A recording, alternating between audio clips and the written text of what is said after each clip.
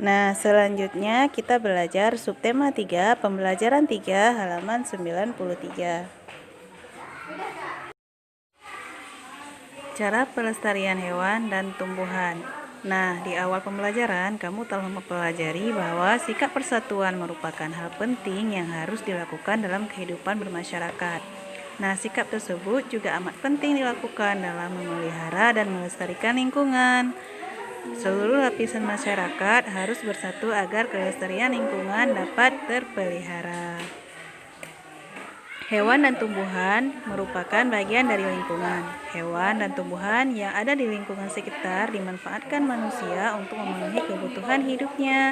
Namun ada pula manusia yang memanfaatkan hewan dan tumbuhan secara berlebihan untuk mendapatkan keuntungan ekonomi yang besar.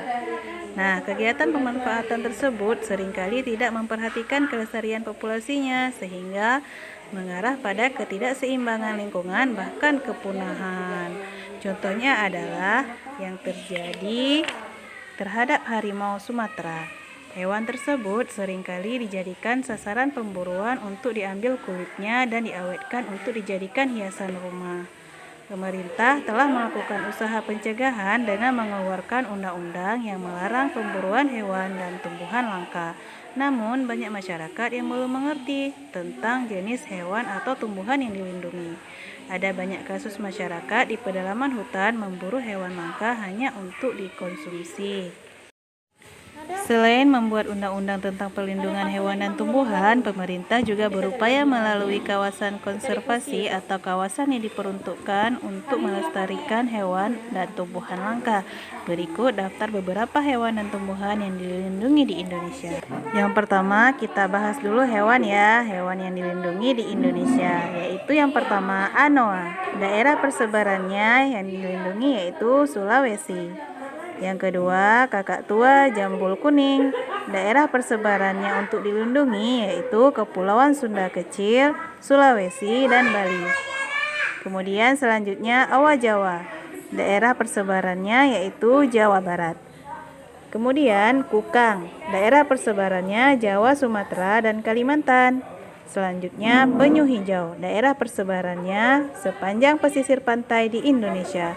Selanjutnya rusa bawean. Daerah persebarannya yaitu Pulau Bawean dan Jawa Timur. Nah, yang kedua, Ibu akan bahas tentang tumbuhan yang dilindungi di Indonesia. Yang pertama, ulin. Daerah persebarannya untuk dilindungi yaitu Sumatera dan Kalimantan. Yang kedua, damar. Daerah persebarannya yaitu Kepulauan Sunda Kecil, Sulawesi, dan Bali. Yang ketiga, tembesu. Daerah persebarannya yaitu Sumatera, Kalimantan, Sulawesi, Jawa Barat, Maluku, dan Papua. Selanjutnya, bayur.